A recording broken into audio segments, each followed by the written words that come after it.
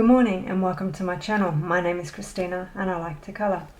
Today's colour along with me is a book I got from Big W. It's just flowers, obviously, as it says. But this is, you could do this with any flower the way that I do this. So I mainly use Prismacolors for the flower in the middle here. But this paper, I was struggling with the Prismacolors. When I did swap to Caran d'Ache, it just worked so much better.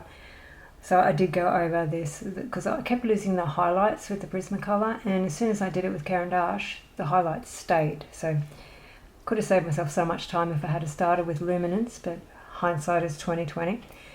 I wanted this flower to be the main focus and this to kind of go into the background, which is what it does.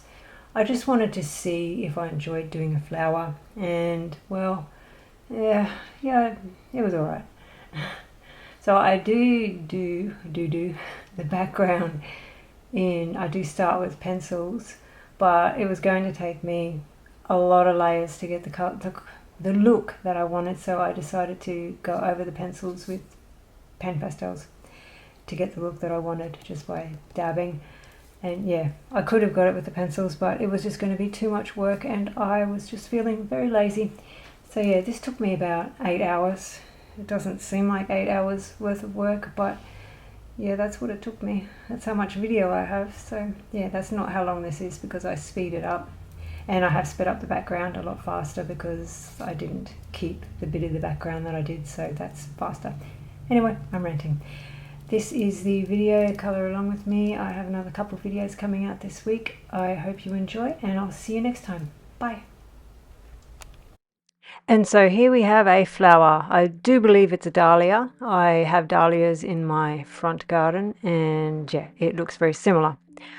I decided to do it orange. I don't know why, I just decided orange was the color I was going to do. So for the base, I do cream. So for the whole of all these petals, I'm going to color it in cream.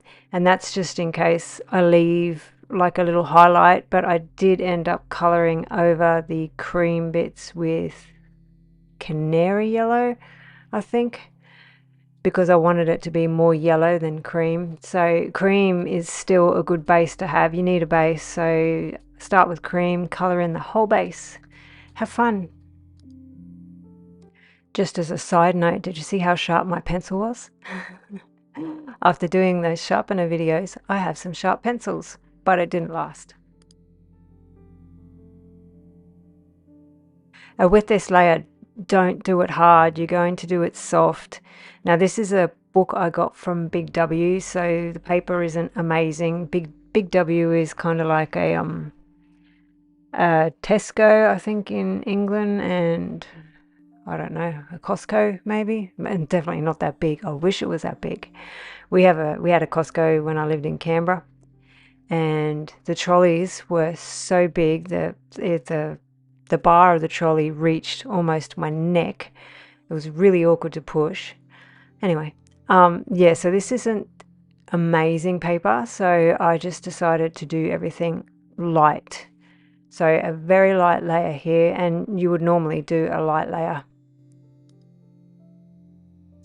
I wish I could say that flowers are my thing, but I like growing flowers, but colouring flowers, it's just not my favourite thing to colour. I prefer faces and fantastical, creatures and things like that, as opposed to flowers. But I thought I would, try and persuade myself something different. It's 2026. I thought, Christina, you never know, you might enjoy this flower. Yeah, no.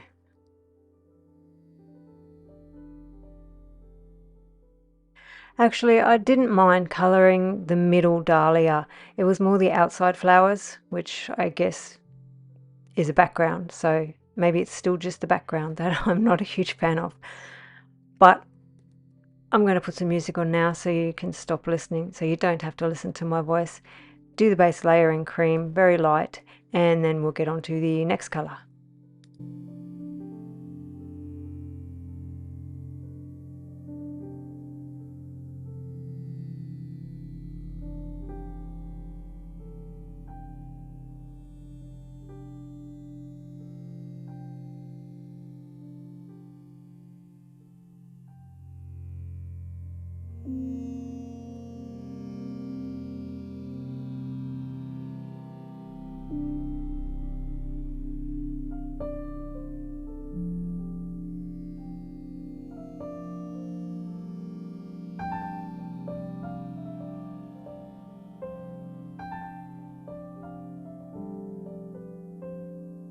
It must have been the cloudiest day ever when I did this colouring, because the clouds just keep covering and going. It only happens a few times, but it's annoying enough for me to notice when I'm looking at the video, not while I'm colouring.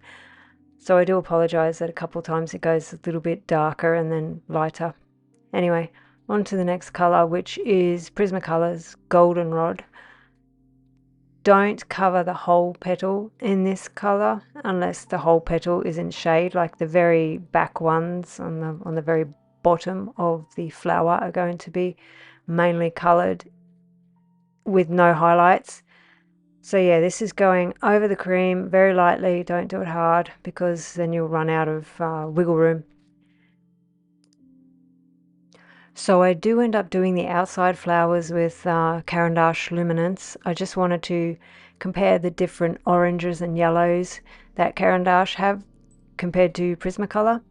And if I was to choose, I would probably choose the Carandash Luminance oranges and yellows. They're just a little bit more vibrant.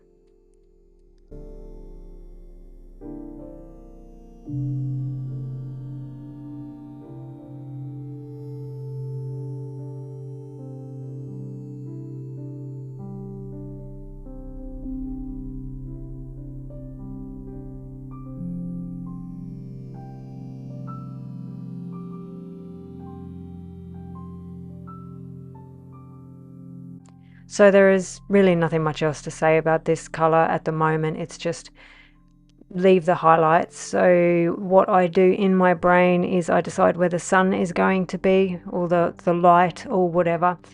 And usually, unless I want to do something different, I usually have it at the top left. So shadows will form with the way that would hit. I very rarely have the sun straight above or to the right. But choosing where your sun is a pretty important part of colouring, in my opinion, because then you get your highlights, you know where they're going to be, and you get your shadows as well, and then you can make it look a little bit more realistic.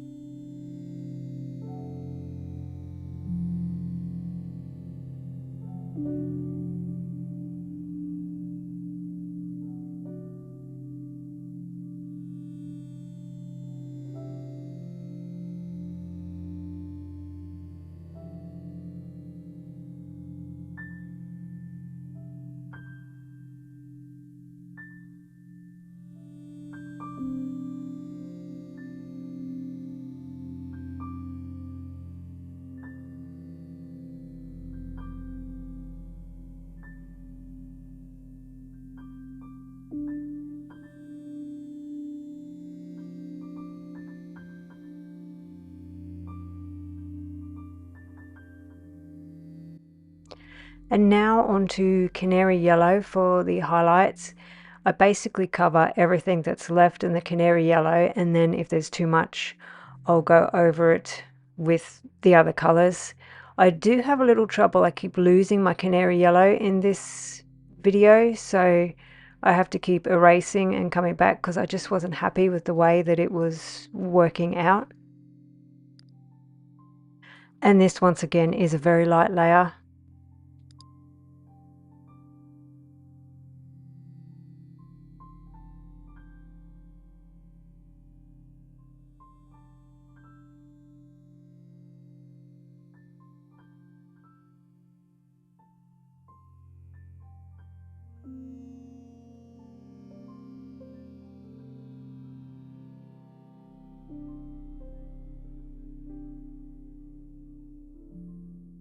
And see how if you don't have your darks, you can't really see the highlights. So once I start to darken it, you can really see the canary yellow, and it really makes a difference in the flower. But because I haven't touched the darks yet, it's very hard to see that canary yellow. It just looks like a very faded, dying flower, which, you know, I could have gone for that look. I should have gone for that look. It would have been over and done with when I'd finished the canary yellow, but I decided to go the harder way.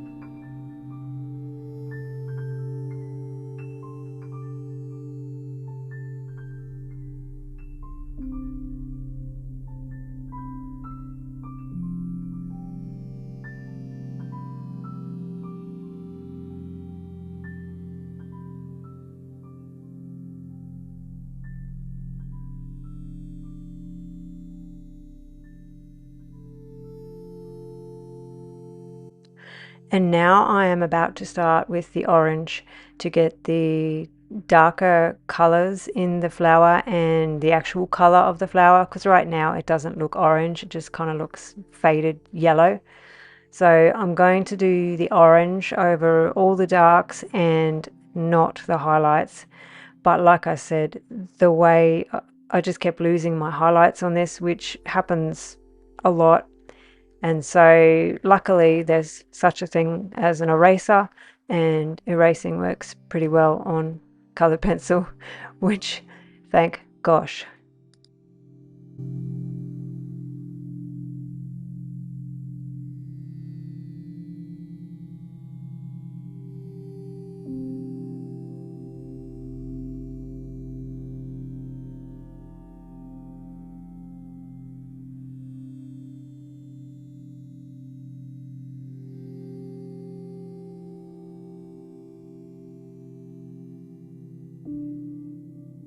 And this once again is a very light layer. As you can see, I don't have a lot of pressure on the pencil at all. I want to try and get as many layers as I can before I actually use a little bit of pressure.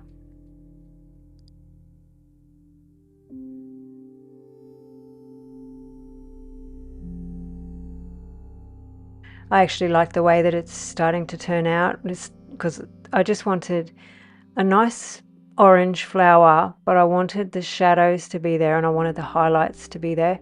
And when I started adding the orange here, I started to feel like, oh, okay, this might turn out all right, because it's still in the ugly phase, and when you're sitting there looking at it, you think, oh, darn, I don't know if this is going to work out. Is this going to be a page that I just rip out and throw away?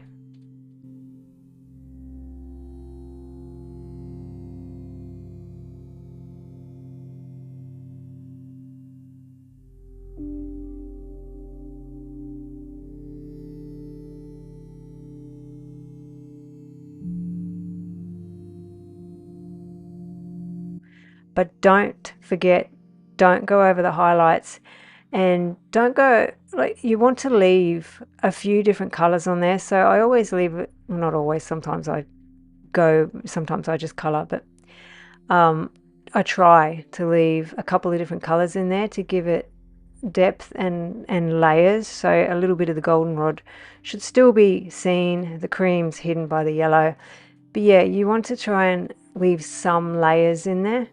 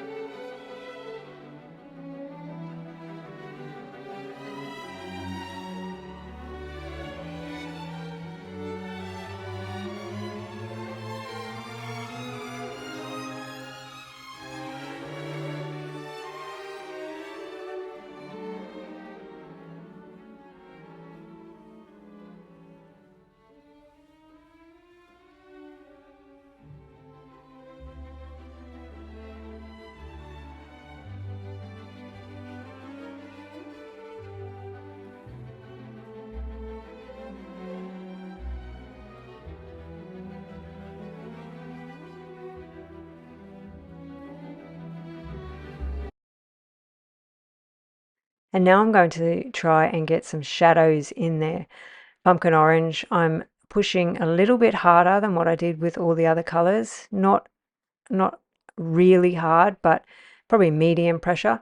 And I'm trying to get the shadows in there because shadows are extremely important to just about everything. It creates contrast and depth and layers.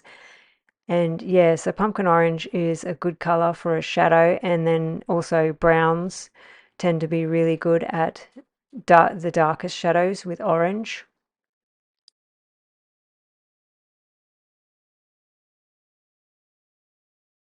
Just as a side note, I really like pumpkin orange, and I put the pencil down while I was colouring and it just disappeared. I don't know where it went. And I was that stubborn that I didn't want to start a new pumpkin orange because I knew I had this one. And I still cannot find where that pencil went. I checked the floor, I checked the drawer, maybe I put it back. No, it's gone. It's gone walkabout and I don't know where it's gone. And so I ended up being unable to use pumpkin orange later on. It was probably one of my children that took it just to be a pain in the butt. They like to do things like that. Actually, no, they would never touch my pencils. They know better than that. It was my husband. I know it was. He takes pencils and hides them, so I think I'm going crazy. He wouldn't do that either. I don't know where it went. Anyway, pumpkin orange is for the shadows. Now you want to cover some of the orange, but not all of the orange, unless it's going to be a very dark petal, like some of those ones behind at the very back of the dahlia. I'm saying it's a dahlia, are going to be mainly pumpkin orange and with brown. But try and leave your highlights. It is very difficult. You do tend to lose your highlights, and that's why you go back and go over things, and then once you go over things you lose your shadows and things like that. But try not to cover all of the orange unless you think that petal is going to be in a lot of shadow. And yeah,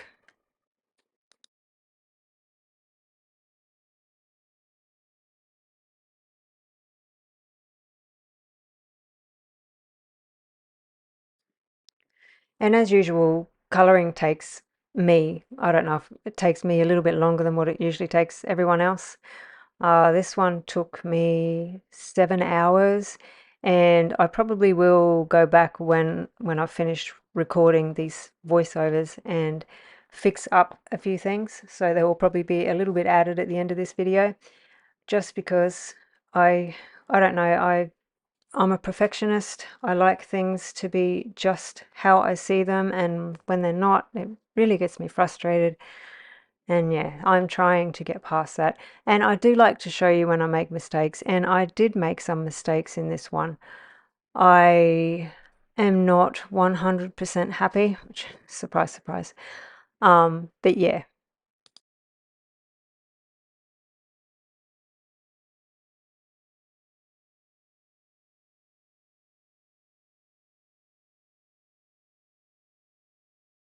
And as you go through putting this pumpkin orange on, you can definitely see the flower starting to show some depth, and it's starting to build up a little bit of character, which is, what you want to happen.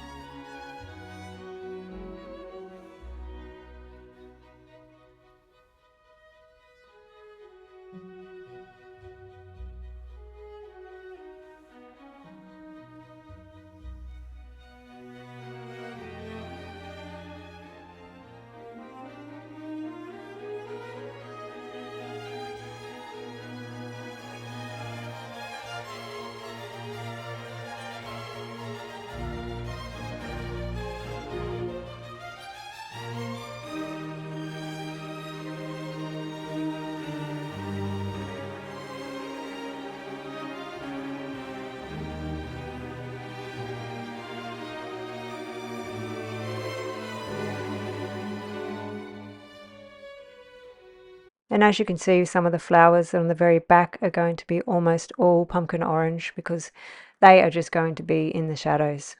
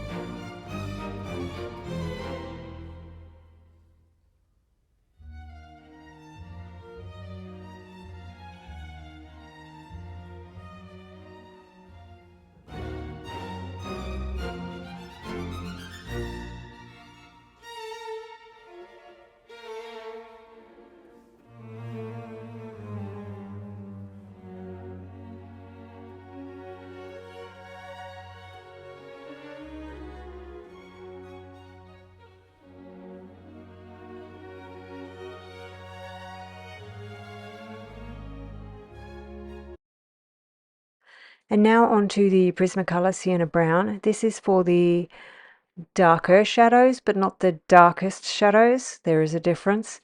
Try not to cover all of the pumpkin orange, but with some parts of the flower you can, because they're going to be in more shadow. So the darkest petals will have more sienna brown than they will the pumpkin orange and the orange and things like that, just because they're darker. But yeah, this paper here was not great for Prismacolors. It just seemed to the Prismacolors seem to get very waxy on there, and like I had a lot. Usually Prismacolors, will crumble when you're coloring, but I haven't had a huge problem with that. But on this paper, it did quite a bit crumble, so it was wearing down my Prismacolors. That's why part of the reason why I swapped to Caran d'Ache as well.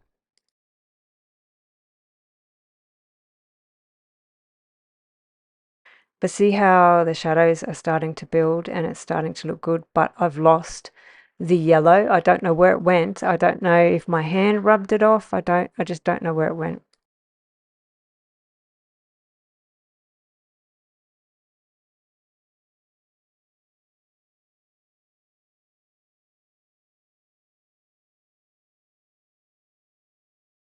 And I don't think I mentioned the pressure that I used with this sienna brown. It is going to be medium pressure.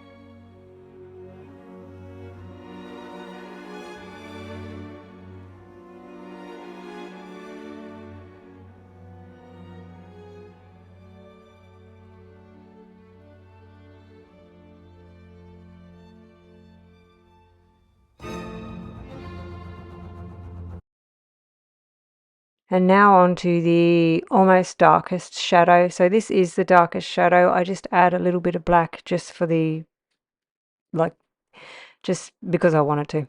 So this is technically the darkest shadows that you're going to have. So some of the petals are going to be fairly dark. So there's going to be some creases. I can't think of the word. So go sparingly with the dark umber, but it certainly does make the petals start to come to life.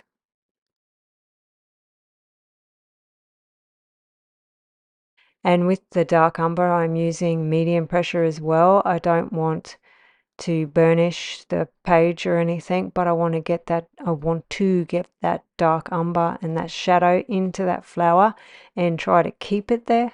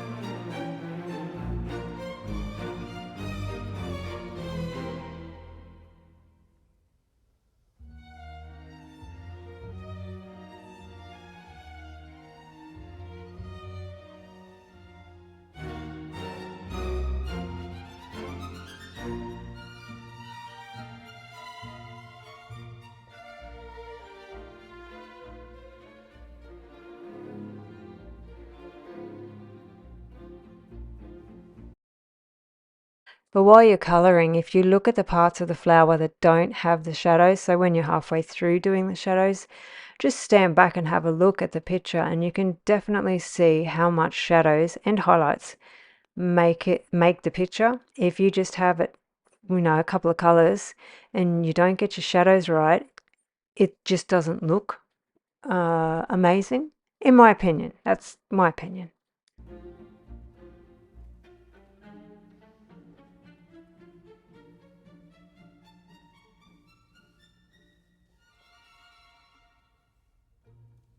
I still, to this day, have trouble getting my shadows in. I think I've got them, and then I'll look at the picture a few weeks later and I'll think, where are the shadows?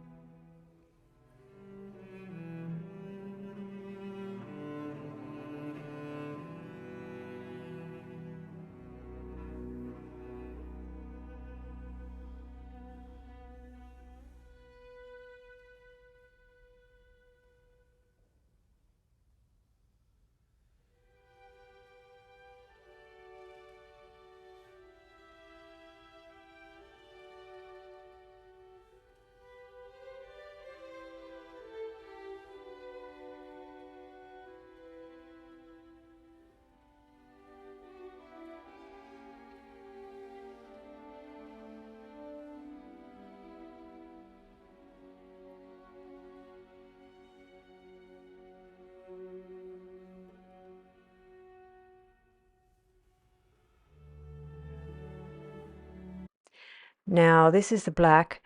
Go very sparingly with the black. I'm just using it on very teeny tiny little bits of some petals and where it is going to be the darkest, and make sure if you do use black to go back over it with another color, otherwise you're going to smudge black everywhere, which is really disappointing. You can erase it, but when you look at when you smudge black. I've done it, trust me, I've done it many times. It is very upsetting and disappointing when you realize you've just rubbed black all over your colored picture.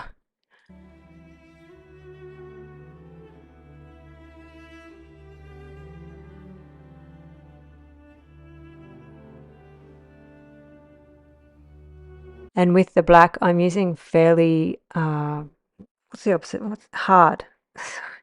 I'm using fairly hard pressure just because it's not going over all of the petal, and I just want to try and get that shadow in there and get that shadow to stay.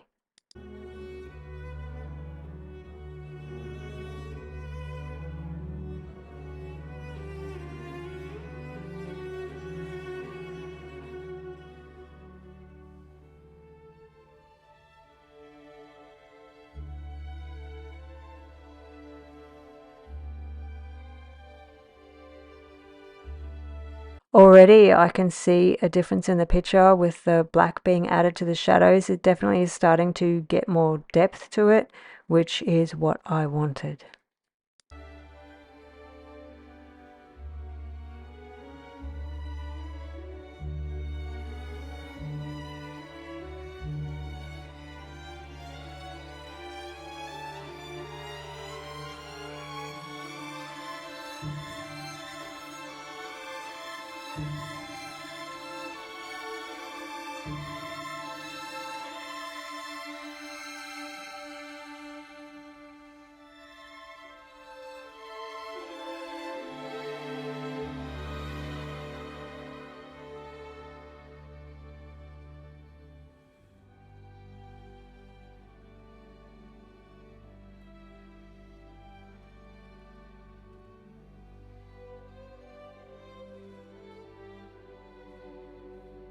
And now, for some reason, along with losing the canary yellow, I have also lost the orange. I don't know where it went.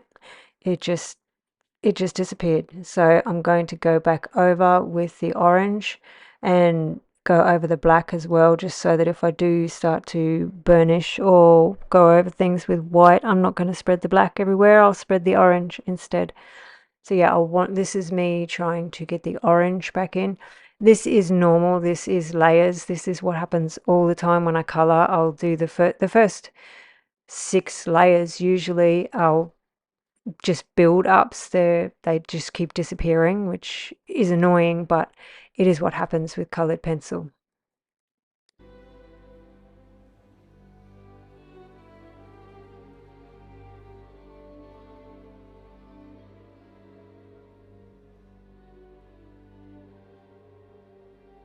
Using light pressure with this orange, I don't want to burnish the whole petal yet. And I just want to get that orange back in there, but don't go over the highlights. So go over everything but the canary yellow for the highlights. But if you do, you can always erase it, because that is what I do here.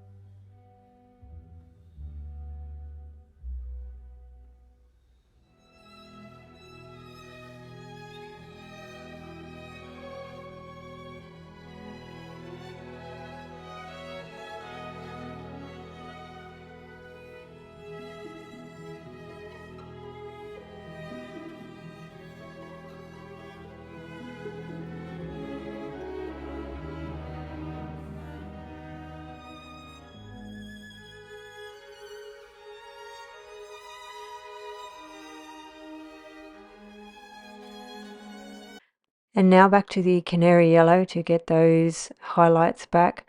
I'm using medium pressure with this one now, because I'm starting to get frustrated that I keep just losing the yellow. I don't know where it goes. And so I'm using medium pressure and trying to just get it in there, but I do end up having to erase again and get the yellow in there. Like you can see it now, but it just disappears again.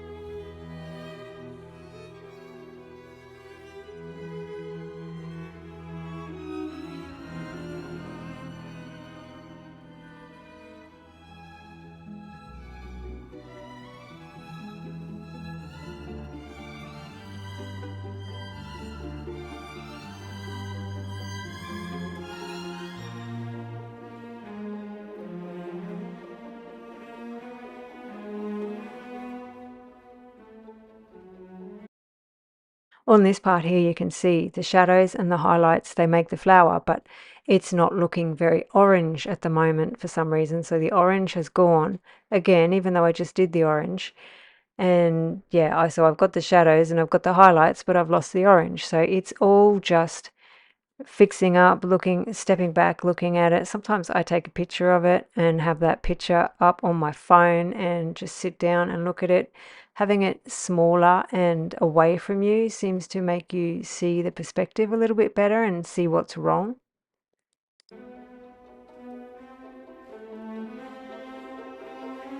And back onto the dark umber to get some shadows back in there.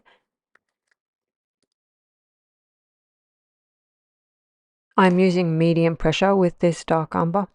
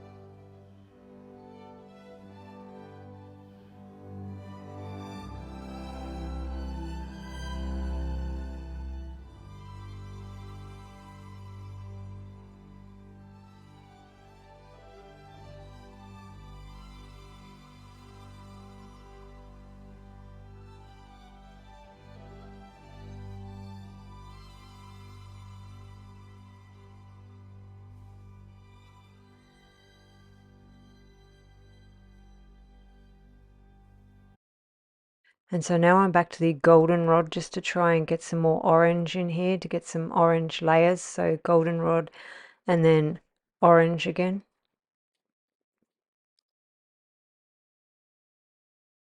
Make sure you don't go over the highlights, or try your best not to go over the highlights. And this is light pressure with this goldenrod.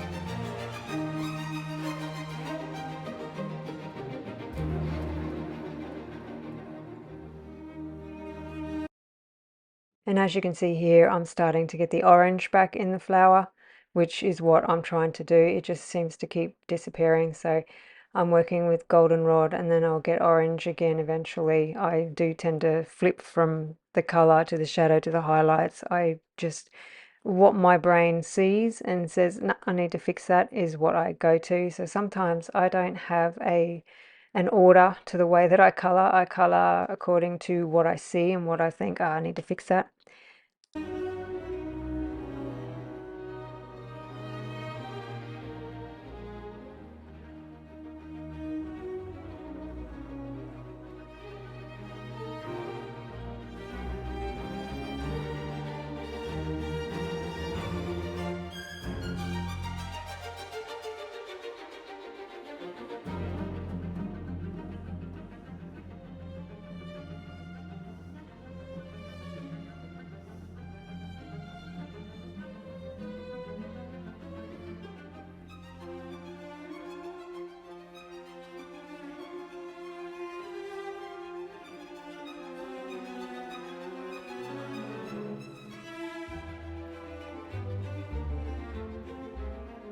And back to the black again to get those shadows back in, because they have gone a little bit, not as much as the highlights. So the shadows tend to stay on this flower, but the highlights just keep going.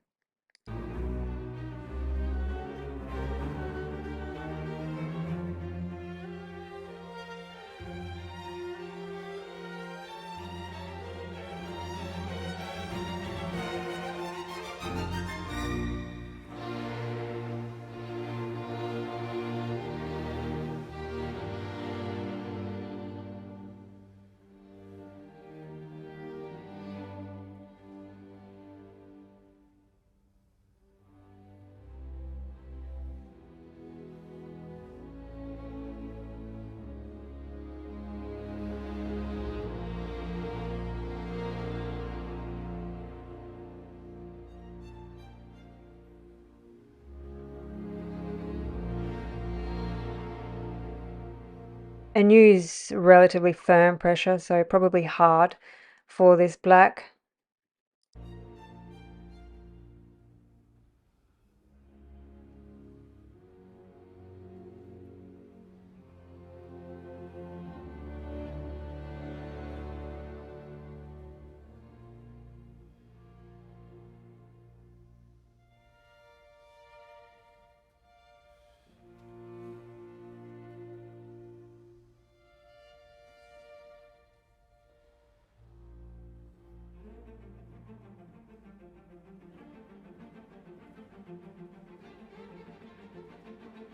And now back to the orange in order to cover the black and to get the orange back into the flowers.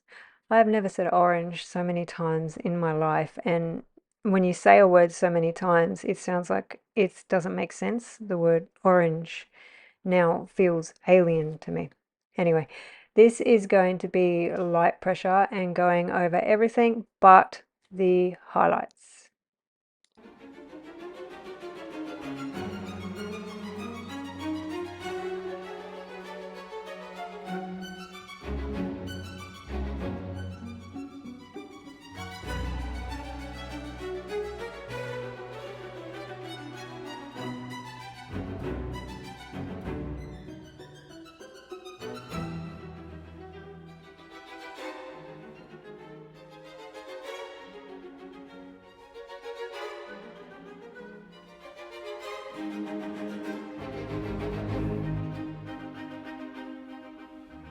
Now that that pesky cloud has passed, you can see at the top half there, I am actually starting to get my orange back.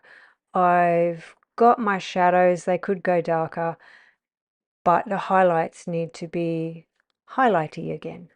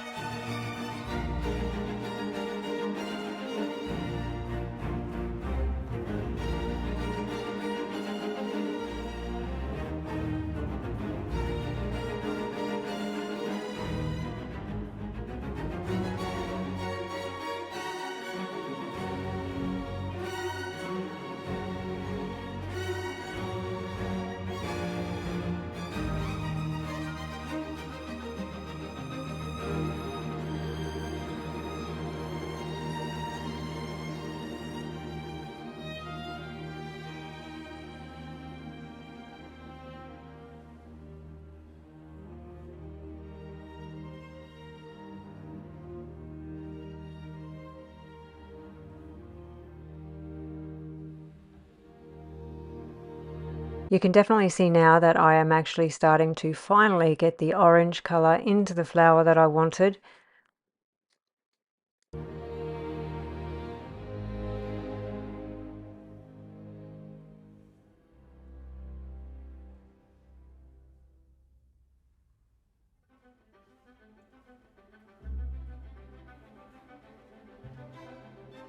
Coloring takes time, it takes layers, it takes going over things 100 times if you need to, it takes going back and erasing and fixing and stepping back, and it is not a fast process. Well, for me it isn't anyway.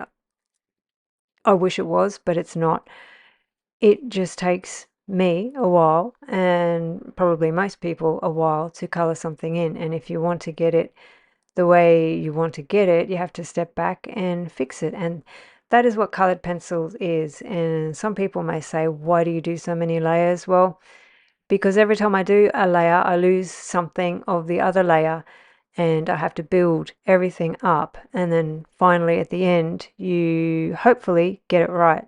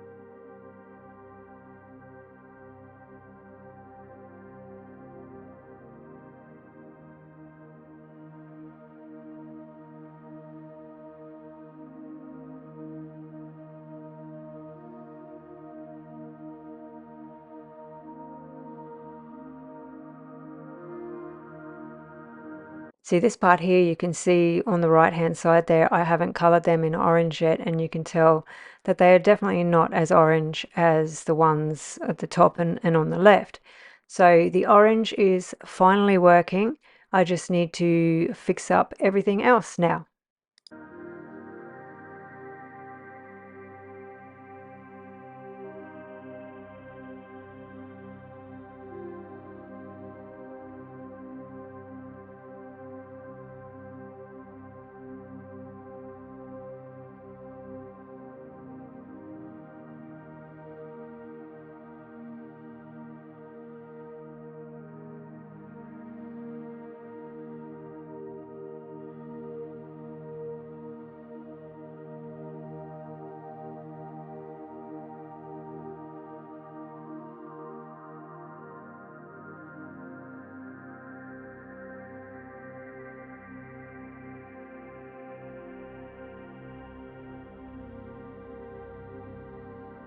And in 2026, I have decided to try and work really hard on getting my shadows correct and dark enough. It's the getting them dark enough that is the hard thing. So that is why I am going back more and more with my shadows. I just want to get them dark and, you know, believable. So this is why I've gone back with the dark umber. I'm using hard pressure, medium pressure on this one actually, and going over the black and some of a little bit of the orange just to get some of the shadows in there.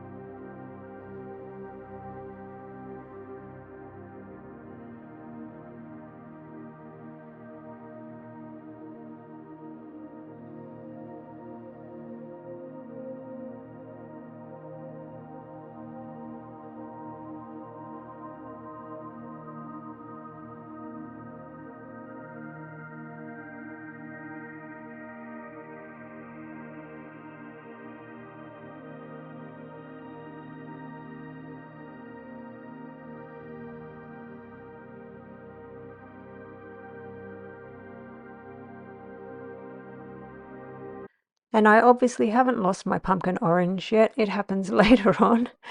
I don't know when. I miss you, pumpkin orange. But going back with this pumpkin orange in for the it's the midtones. That's the word I was looking for. It's for the midtones to go over some or most 3/4 of the orange. On some of the flowers it will be all the orange like I said before, but this pumpkin orange is really great for shadows with orange and goldenrod.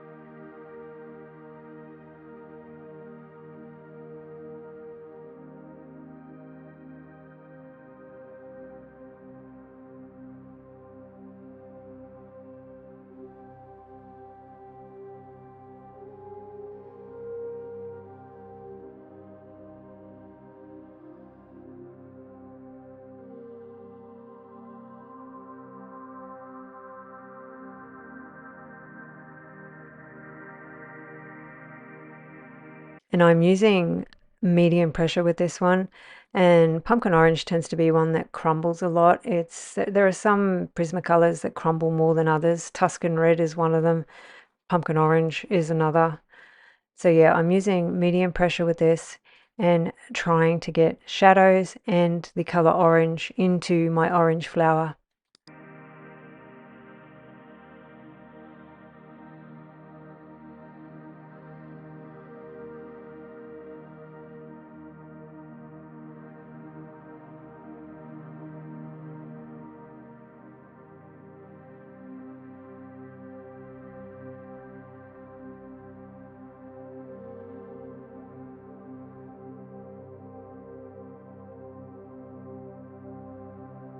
And orange again. Why go over the shadows with a lighter color, you ask? Well, because I need to, because I've lost my orange again, which is just part and parcel of coloring. So going over it, I am actually doing a light layer with it, so light pressure, going over over everything except the highlights.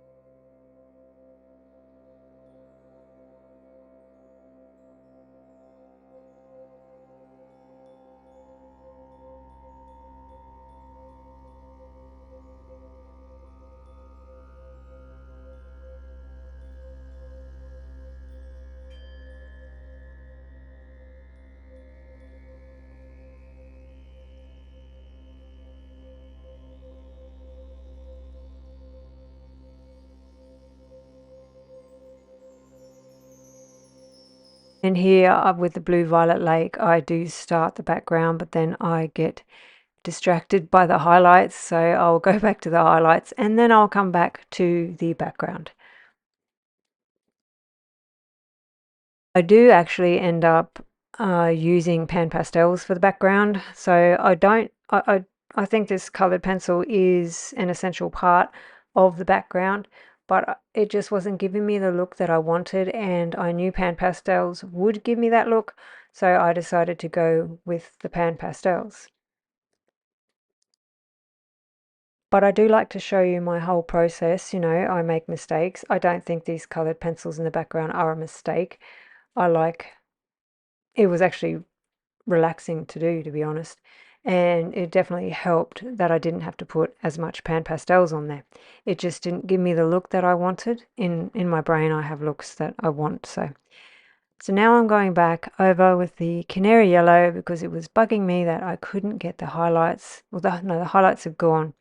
And so I do eventually get annoyed after staring at it angrily and decide to erase and go over again with the canary yellow, and the highlights stand out better when I do that.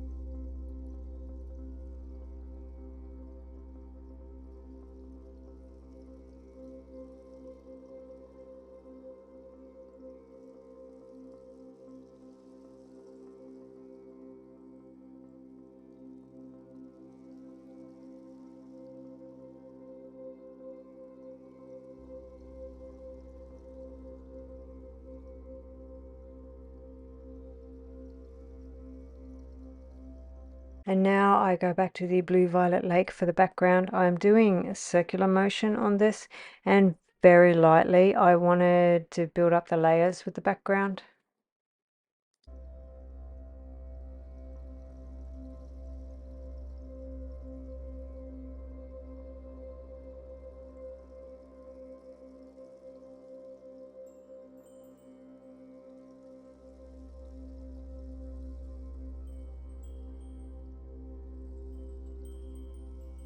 Back to the highlights, it was bugging me that they weren't standing out, and so I get my eraser and erase everywhere where I want a highlight to go, and then color it with canary yellow.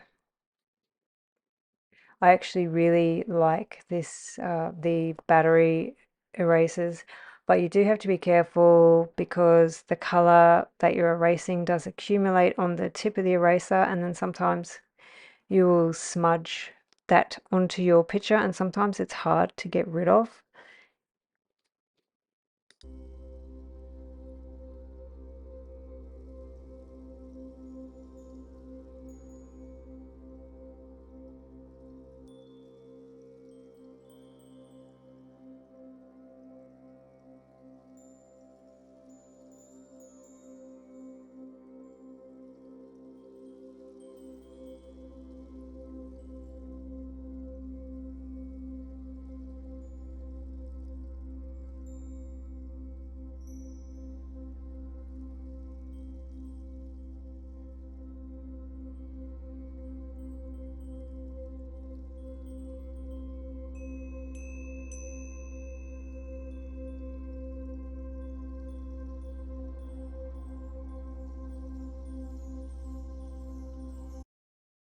So even where I've erased and I haven't colored it in, the highlights are looking better.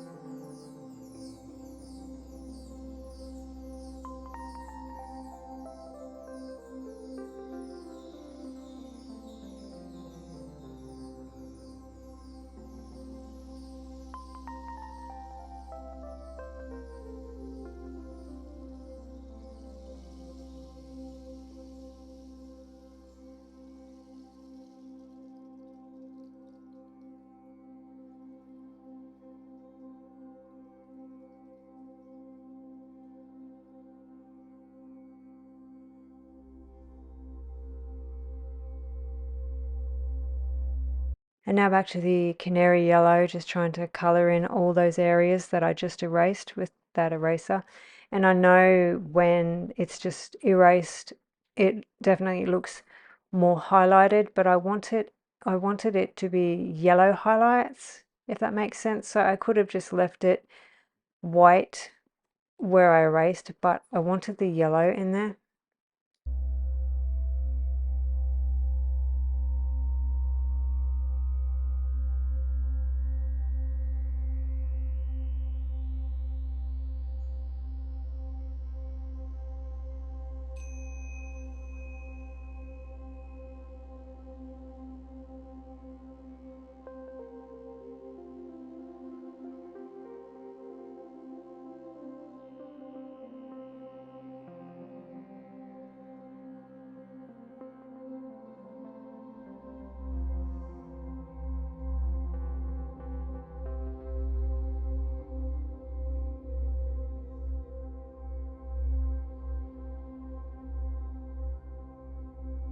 And now back to the background with the China blue, just doing circular motions like I did, so circles, like I did with the other one, and very light pressure.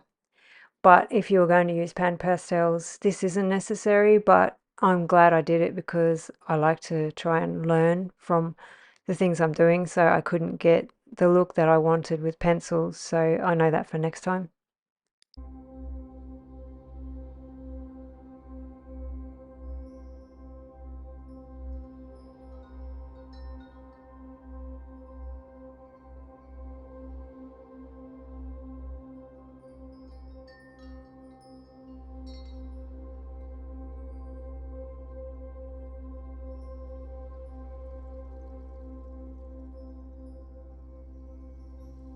And now on to ultramarine for the background, still doing circular circles as opposed to circular squares.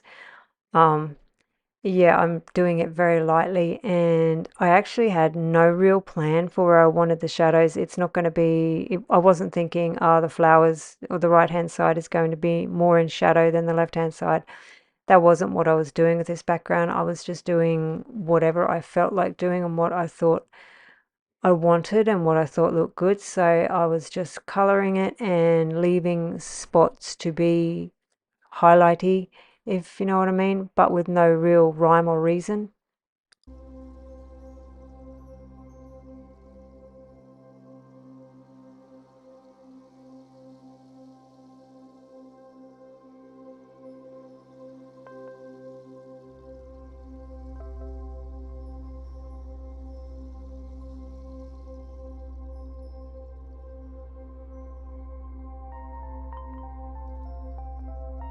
So using this indigo blue, I'm starting to get the look that I wanted. And from a distance, it looks fine, but close up, it just wasn't giving me the look that I wanted.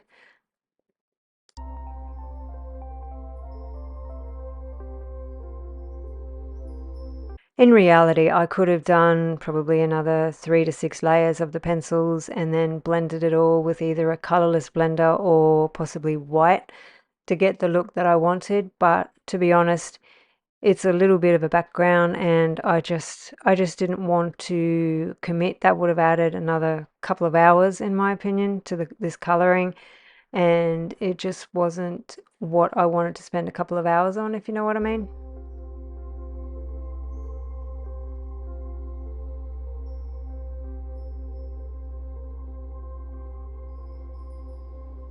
And so I've sped this background up faster than the rest of the video just because it's not what I stick with, and it's pretty simple to see. I'm just doing circles and going round and round and round.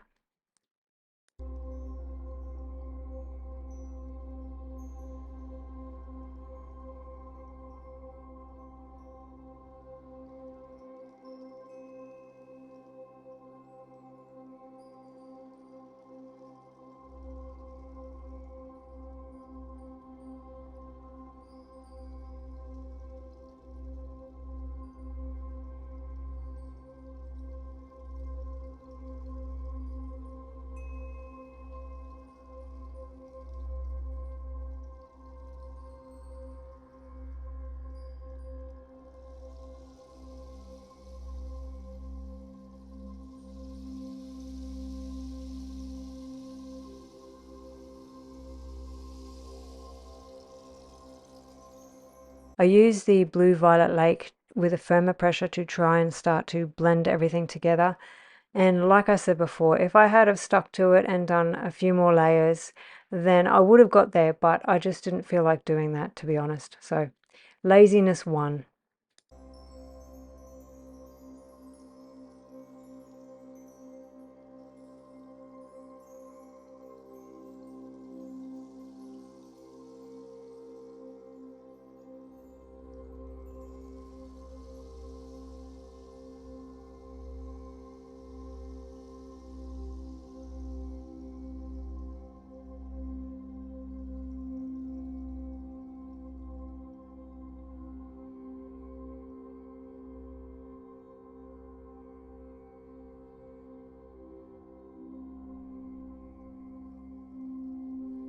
And onto the pan pastels, which this is the Phthalo blue extra dark. Now they have 4 different, no, they said flavors, 4 different colors or tones. Are they tones? Oh God, I can't think. 4 different things for each color. So you have extra dark, and then you have dark, and then you have the normal, and then you have the tint, and the tint is always really light. So I am doing dotting motions here because that was the look that I wanted. I wanted it to be dotty in a way, which it's hard to explain. And so the pan pastels were going to get me that dottiness a lot quicker than the colored pencils were going to, so that's why I decided to use the pan pastels. If you don't have pan pastels, you can always use watercolor as well. That will get you there. That will get you almost there. To be honest, a layer of watercolor on the back, on the bottom, on the base, and then work up from there with colored pencil. That would work too.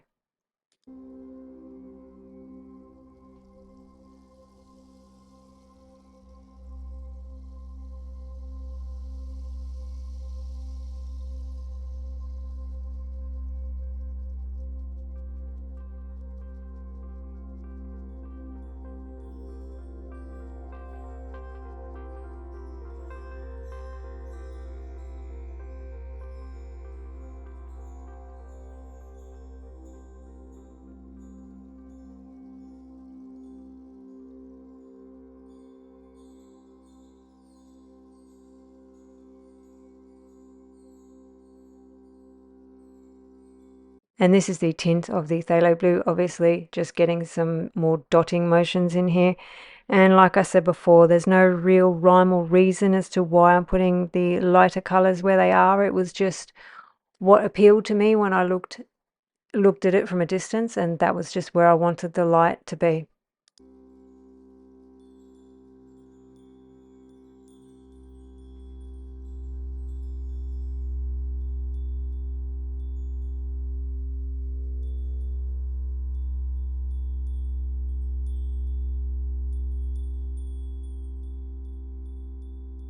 Now we are back to the highlights. I am using an eraser again to try and get the highlights back, and the canary yellow as well.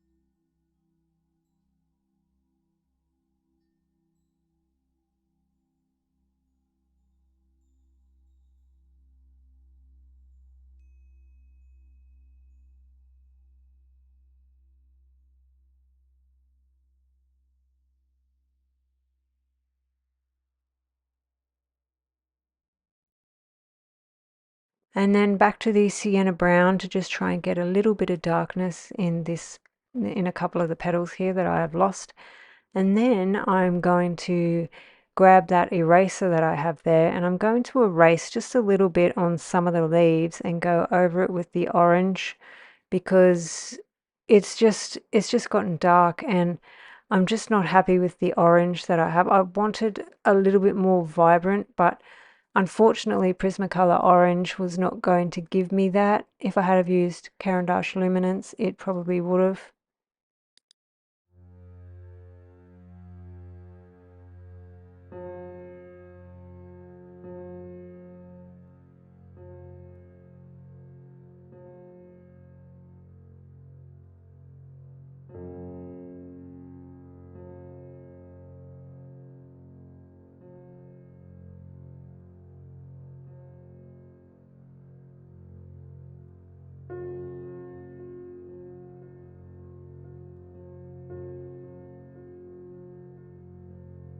So I can't really explain what I'm doing here or why I'm doing it. I just wanted it to be a little bit more orange, and so whichever petal annoys me, I go through and erase just a little bit off it and go over it with the orange just to make it, well, more orange.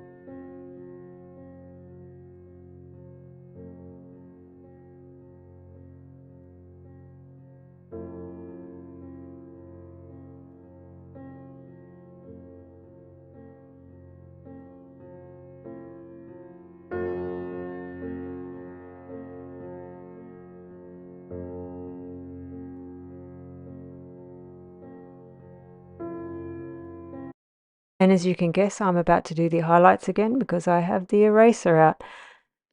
I kind of wanted the highlights to be really bright, but I was never going to get that with yellow and orange. If I had have had it white, then they would have been bright. So you can see how they're brighter with the eraser being erased there. But I wanted it yellow because white just made no sense to me. Having an orange flower with white highlights, it just didn't seem right. So I wanted the yellow highlights, and I just had to keep going back and getting them because I just kept losing them.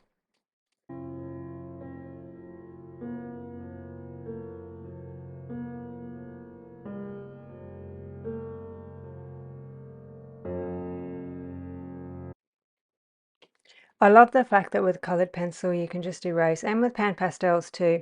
Even if you've sprayed fixative, it does make it a little bit harder, but you can get a fair bit off after you've sprayed fixative, which is always handy because when I use pan pastels, I use fixative. So I have sprayed fixative on this, and the color still came off with the eraser, which is great and exactly what I needed.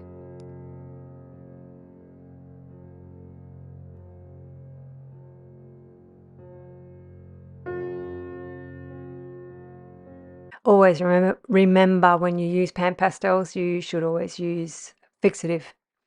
Otherwise, you will make a mess, a big mess.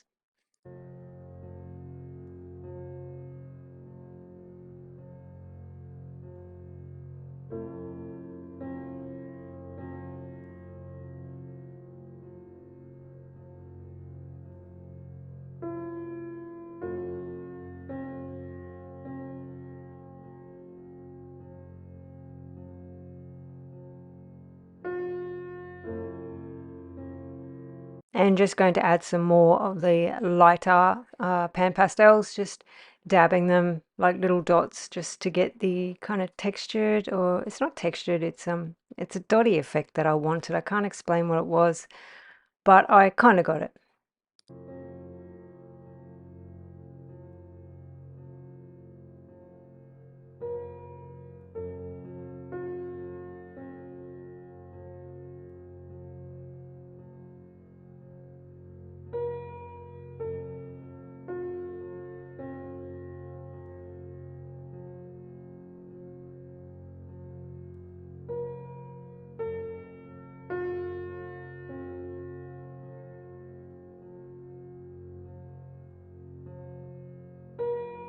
And I know the middle of a flower is not usually blue, but I wanted to do blue just to try and make it stand out, because if I had have done it brown or black, it would have just, oh, black might have been all right. But yeah, I just wanted it to stand out a little bit more than what it normally would. And with these little seedy bits in the middle, it's going to be shaded on the right hand side over towards me. I'm on the right hand side. It's going to be shaded more there because that's the sun is not getting it there, if you know what I mean. So that's why I'm doing the darker bits there, and then I'll do some highlights on the top and use a white gel pen just to make some dots.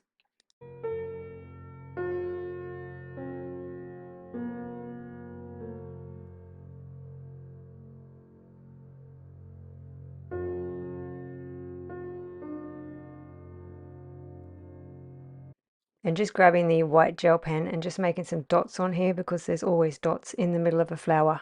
Always. And finally getting into the last stages of this flower, just going over and getting the orange back again. And yeah, the flower is almost done, almost done.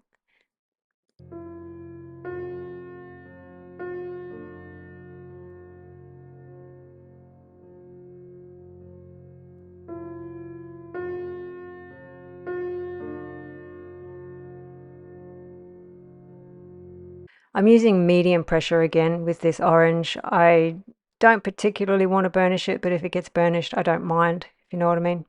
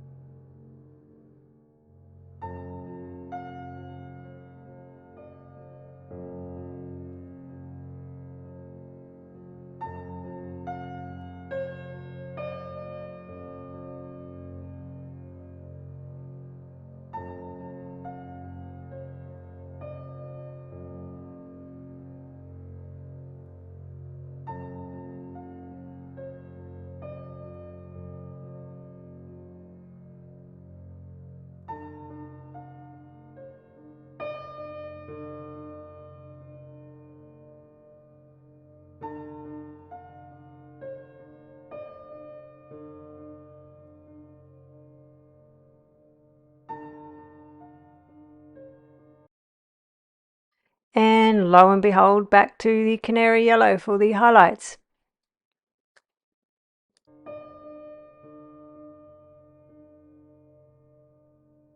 I'm using fairly firm pressure with this just because I really want to burnish it so that nothing else can happen to these highlights, and I just want the highlights in there.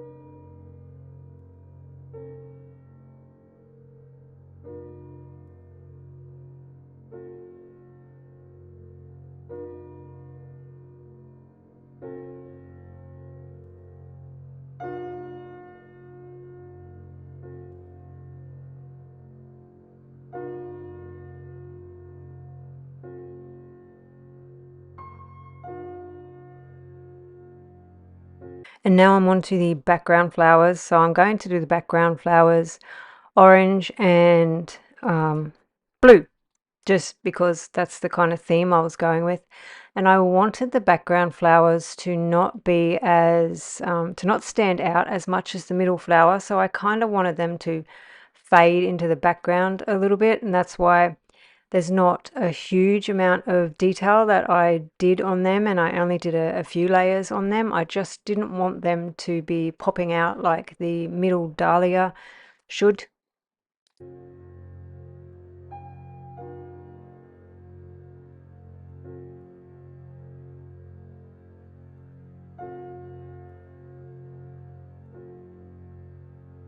There's not really a great deal that I can talk about with these flowers because it's exactly what I did with the middle flower. I'm just going to use a lighter color for the base and then work my way up to the darker colors. I do end up swapping to Caran d'Ache after this canary yellow, I think, just because I wanted to see if they're more vibrant than the Prismacolor.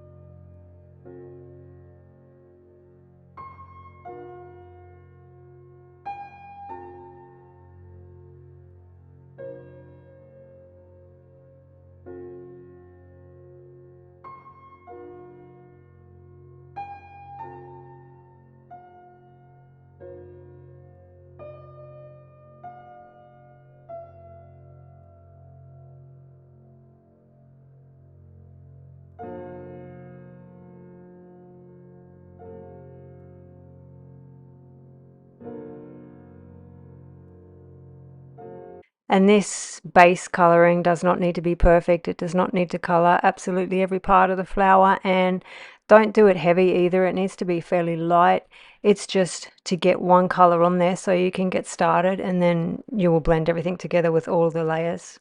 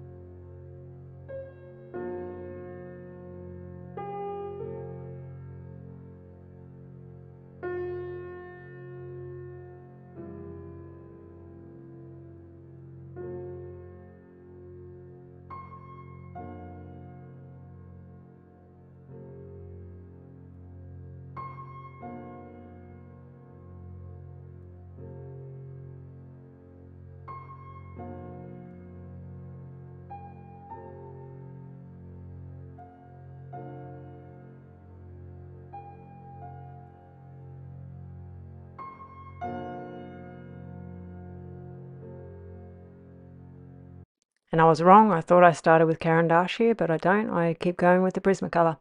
So just using the orange to get some orange into that flower, except for the highlighty bits. And I don't do as many colors on these orange flowers than I did in the Dahlia in the middle, just because, like I said, I don't want them to pop. I just want them to sit there in the background and hide.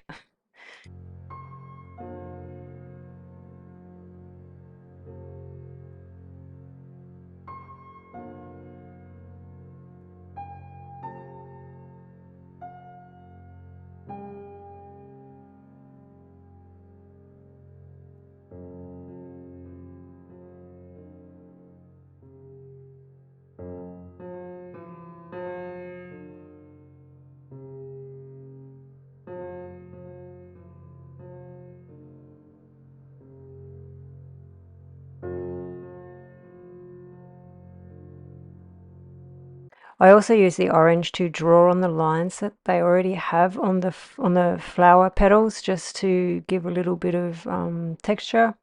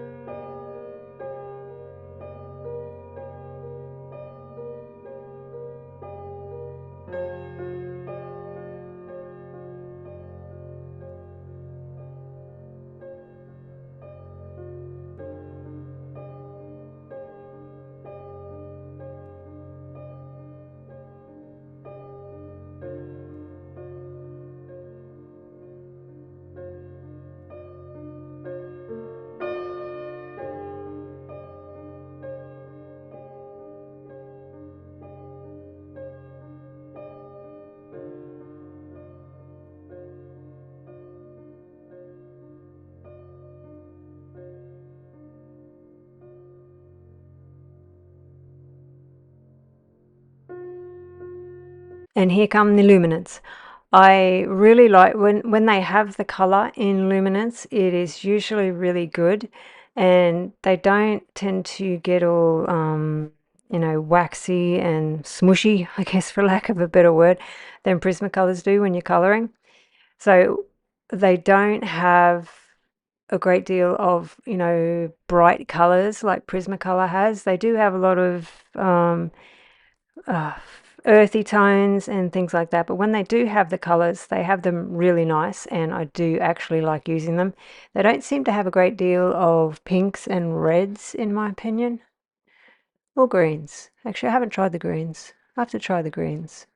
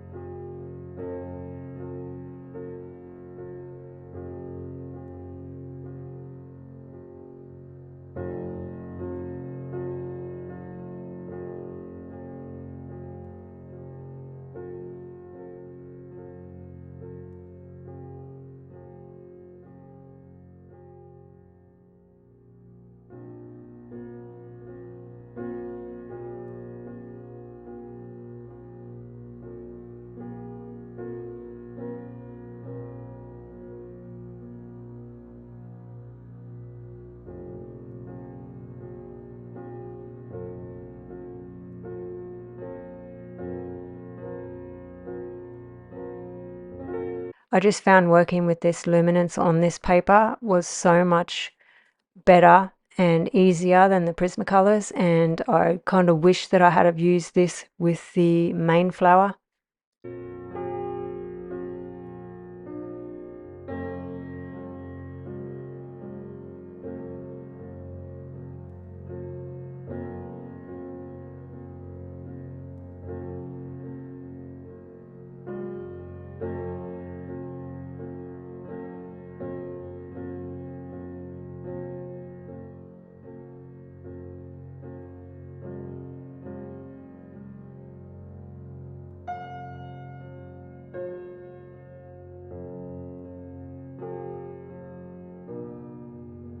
So this is another light layer, just doing exactly the same as what I did with the first flower, going lightly over everything except the highlights.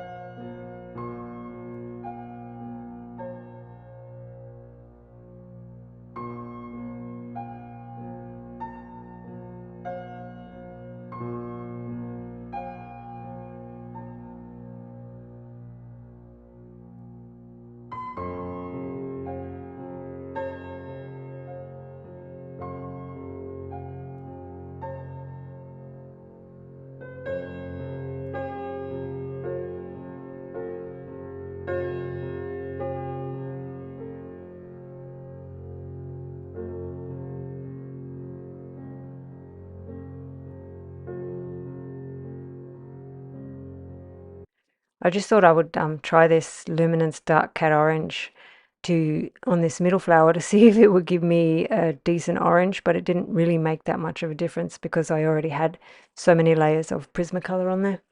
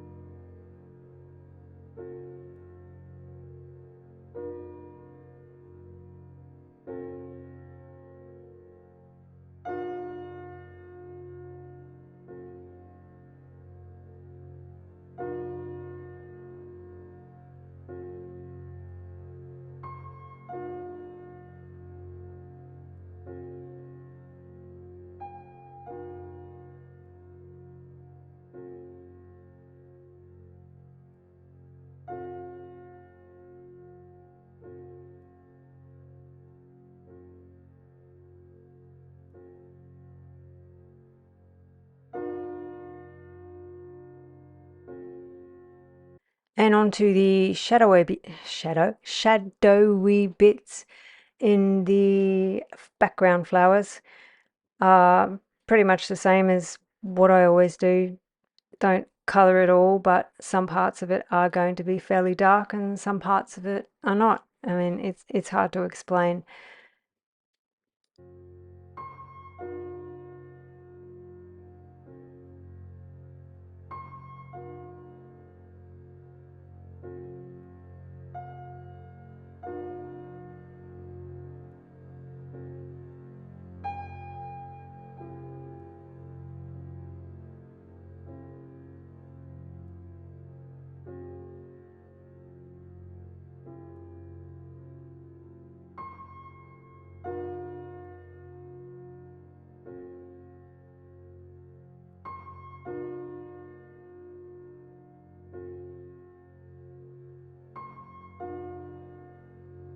But I really did prefer this orange as opposed to the Prismacolor orange. It was just so much more vibrant. And like I have said many times before, I am not a professional. I have taught myself this. I make mistakes. I do stuff I hate. I give myself extra work by starting wrong or doing something stupid and then having to fix it. So I am not a professional. I just like to colour and then I just like to talk about colouring. So if you like to watch colouring, then that is great. We can join together.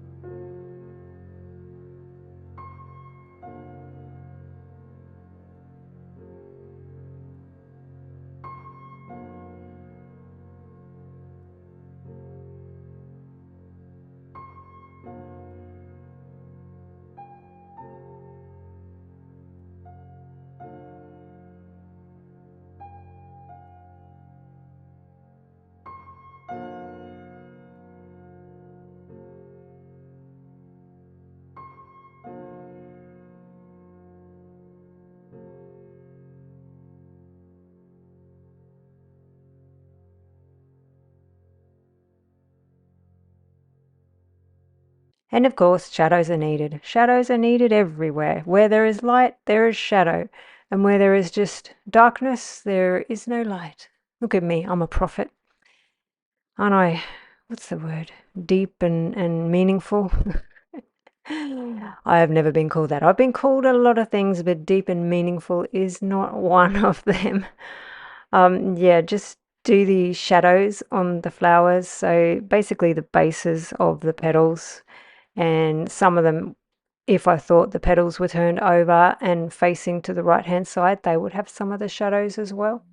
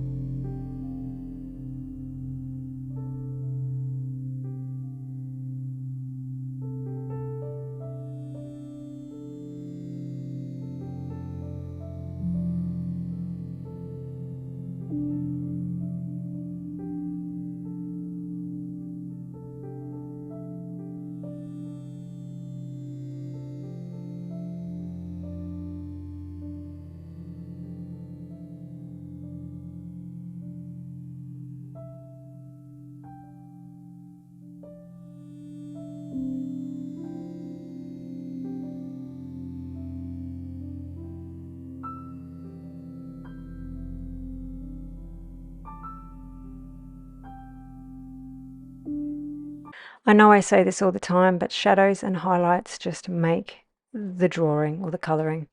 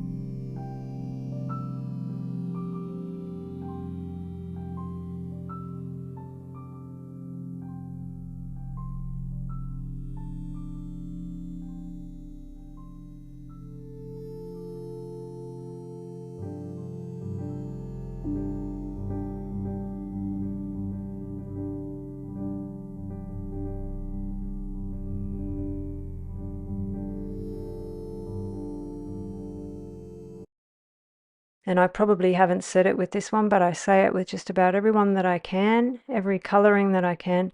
I like to start with the light, work up to the dark, and then work down from the dark to the light again. Sometimes I'll skip a couple of pencils out there if I used 6 pencils to get to the dark.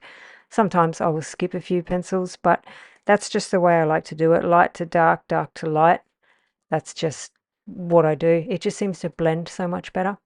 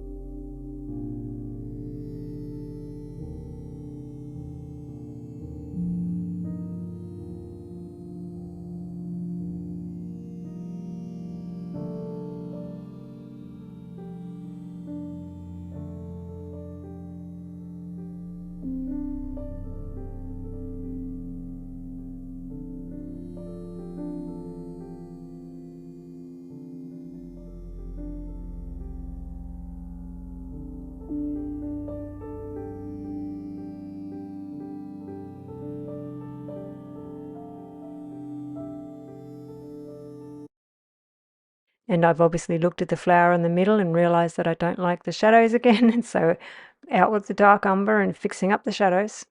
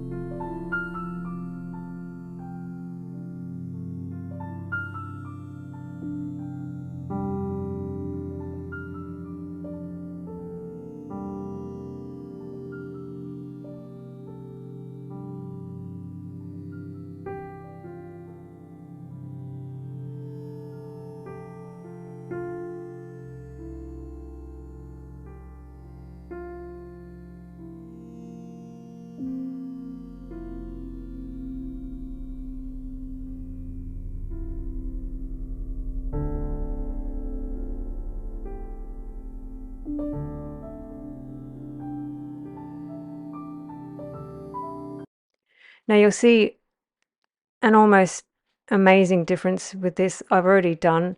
So what I did before this was I erased it exactly the same as the highlights, exactly the same as what I did before, but I used this Luminance lemon yellow and it was perfect. It was exactly what I wanted that the was it Canary yellow would not give me. Like I said, if I could go back, I would do the whole flower in the middle in Caran Luminance. This lemon yellow was so much more vibrant than the Canary yellow could ever have dreamt dreamt to be. I could have saved myself so much hassle if I had have just gone with Caran d'Ache.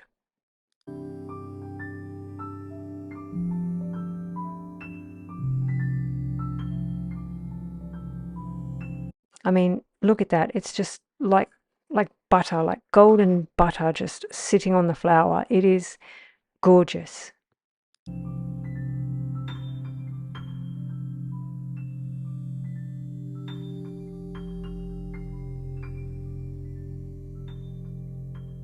So for most of that middle flower, I was getting really irritated that I just kept losing the highlights, and it was just this paper and Prismacolor. They just did not work together, and it just took me a little while to figure it out.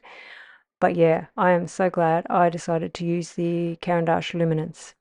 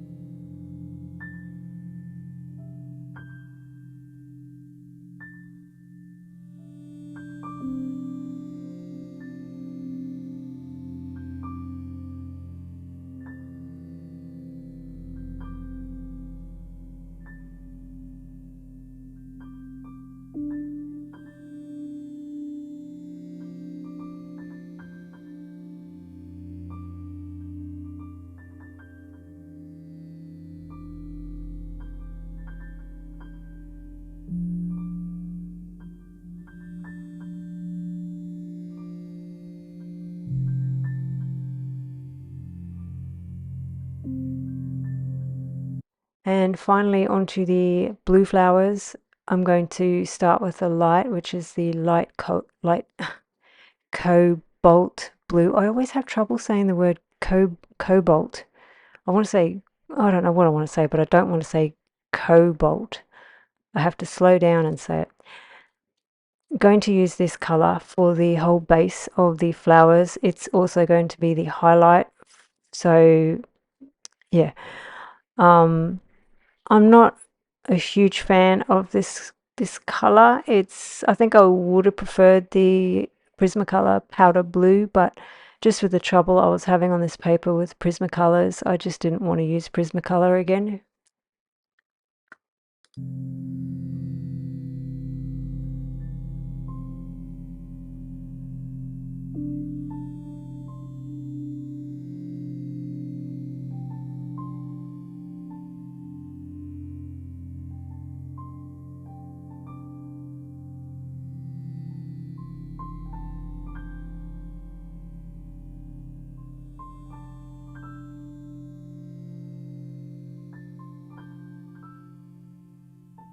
And I decided on these blue flowers to use this lemon yellow as a highlight, just because blue and yellow just go together really well and stand out. And I just wanted the highlights to stand out, and I didn't want to have to fight for it like I did with that middle flower.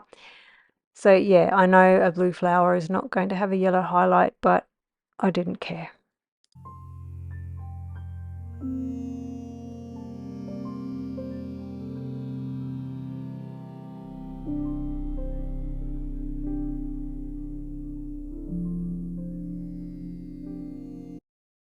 And back to the Luminance light cobalt blue for the whole base of the flower except the lemon yellow.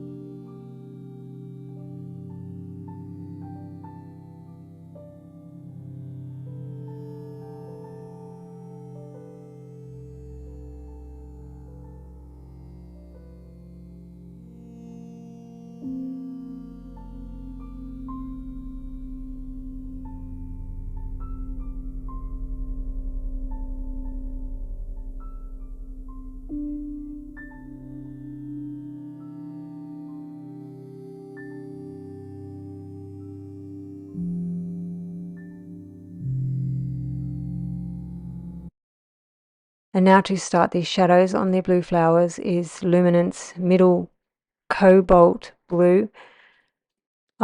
Exactly the same as the way we've done all the other flowers, just do the shadow areas and try not to go over the yellow bits or some of the other, like some of the light cobalt blue will also be a highlight.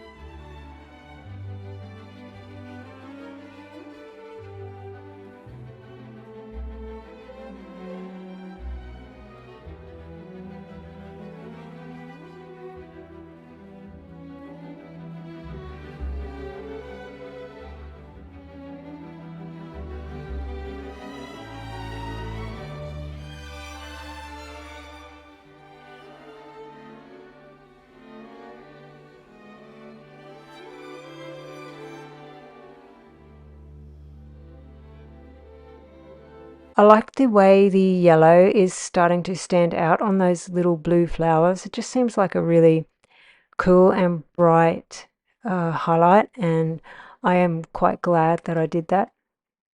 I'm awesome, just saying.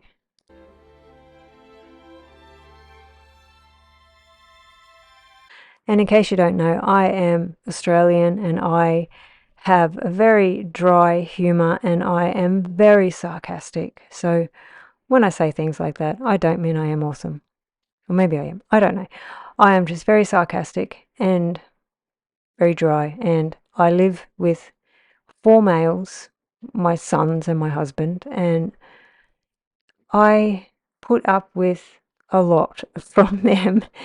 A lot of things they find funny, like farts and burps, and to me, they're not funny. Sometimes I'll laugh, but they just find them hilarious.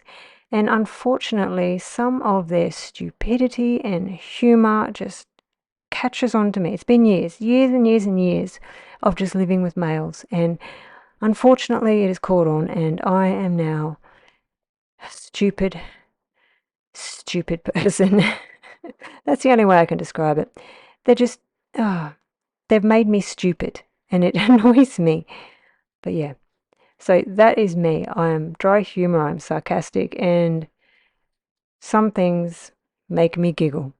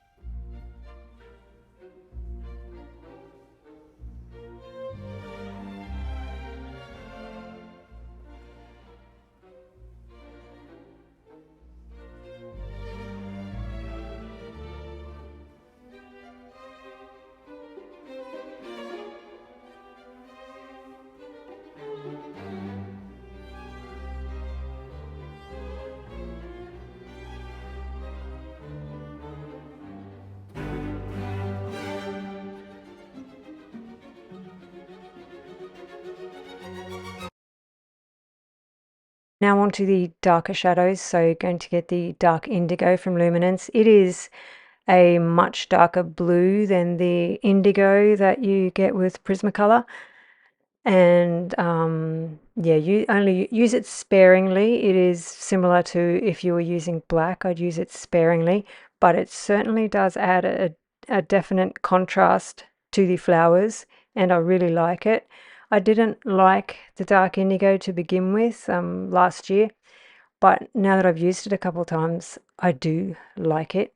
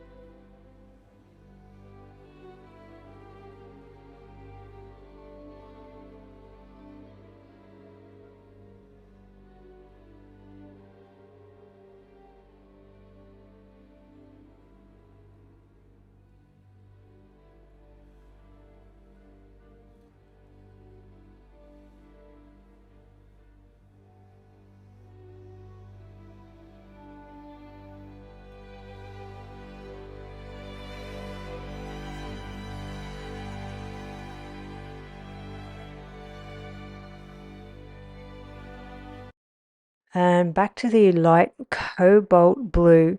just to blend everything together. Don't go over the orange, yellow. Don't go over the yellow. Just blending it all together just to smooth it out and kind of bring the shadows up a little bit and make the highlights and the rest of the petal more blue, because at the moment it's a little bit scratchy.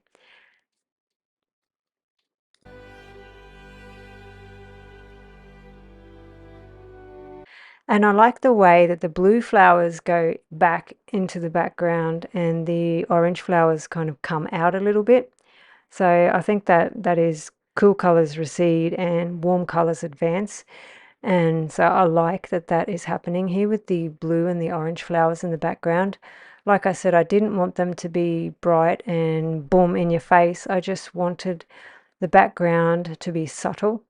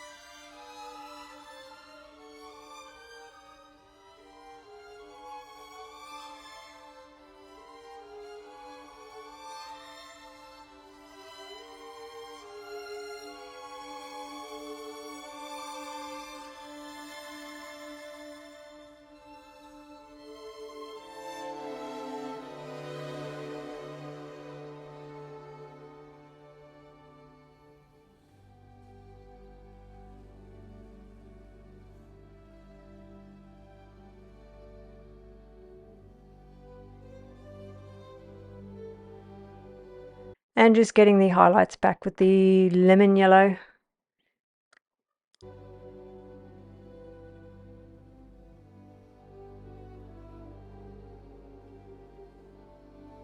This bit here is, I haven't changed the words on the page, but this on the screen, but this is light cobalt blue. I must have forgotten to color these flowers in with the light cobalt blue. So I can't say it when I say it without slowing down.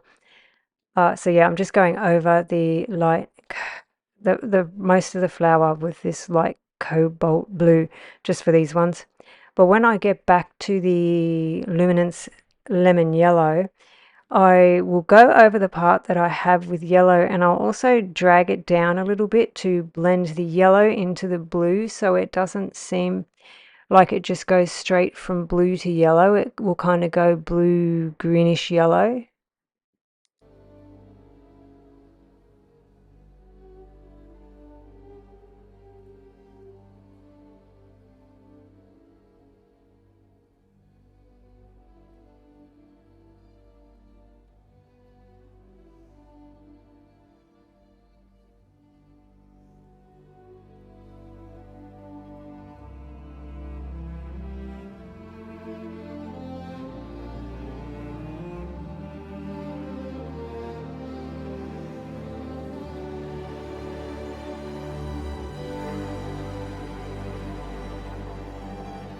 You can see here that I am just dragging it down just a little bit from what the highlight is.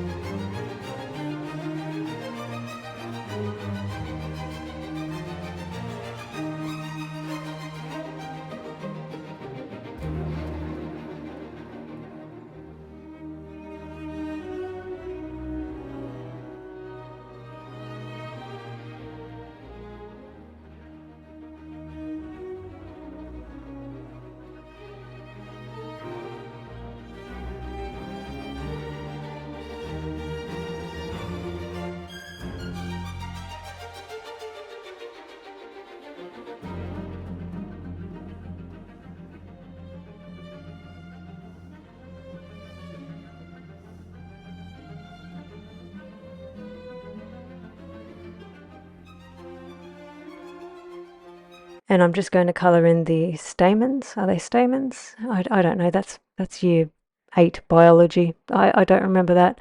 So I'm just going to colour in these pointy bits in the middle of the flower blue, and the blue flowers, they're going to be orange or yellow.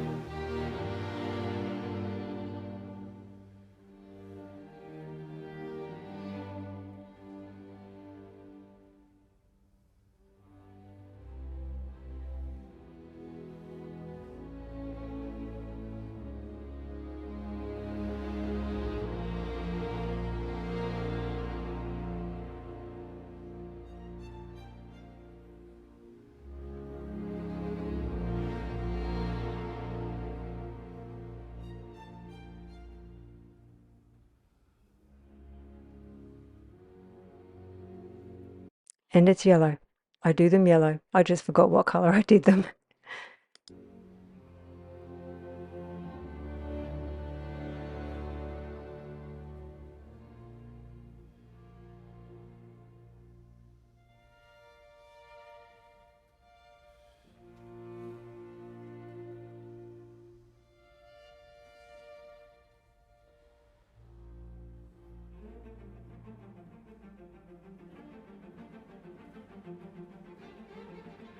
Just grabbing the Prismacolor white to blend the blues on the flowers, just to make the petals smooth, because that's what petals usually are.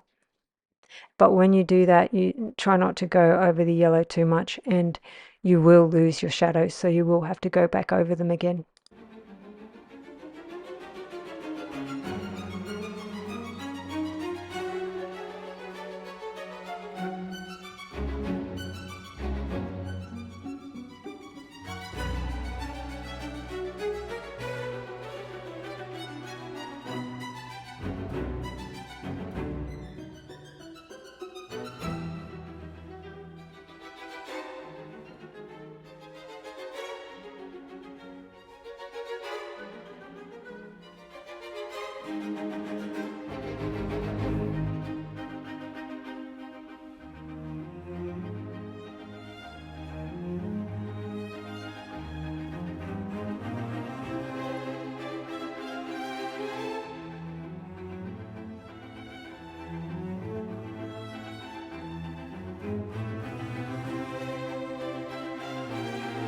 And just going over and getting some more shadows in here, because I just went over it with the white to blend everything together, and when you do that, you lose your shadows, you lose a lot of the colors, to be honest.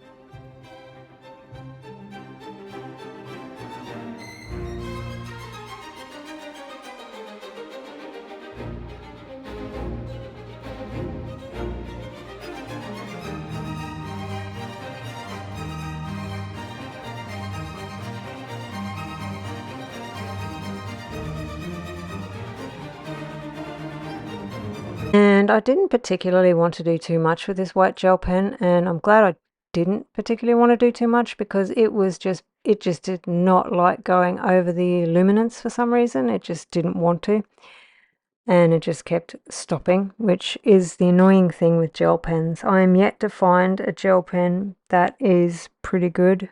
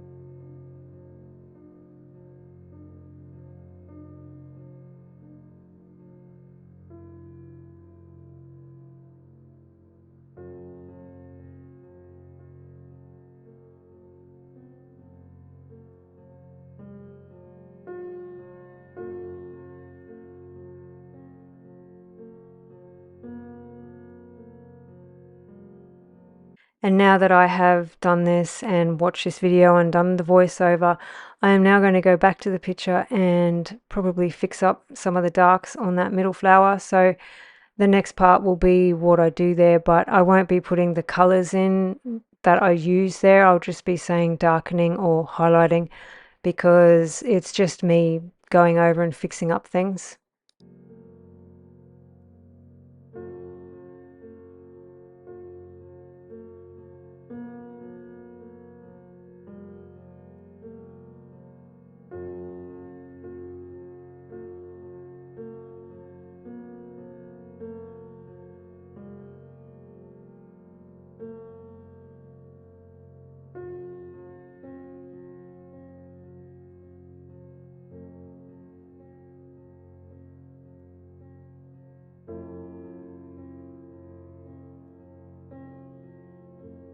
And so this part here, I'm just going through and darkening bits, and I also changed the outer yellow ring to black just because I wanted a bit more contrast than I got with the yellow. So I'm just going through with darker colors and darkening things. I'm not going to go and say all the colors I used, it's just darker colors.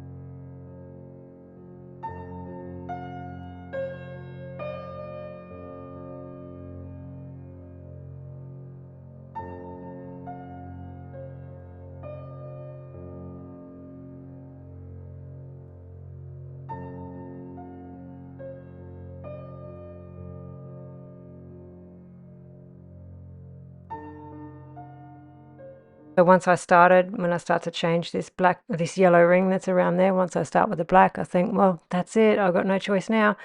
And I am glad I changed it to black. It does make it stand out more than the yellow does.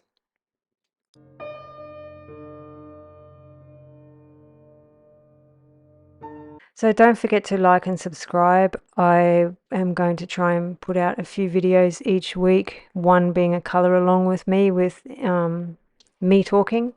Lucky you, or lucky me, my voice is running out. I don't talk this much ever. Anyway, thank you for watching. I hope you like and subscribe, and I will see you next time. Bye.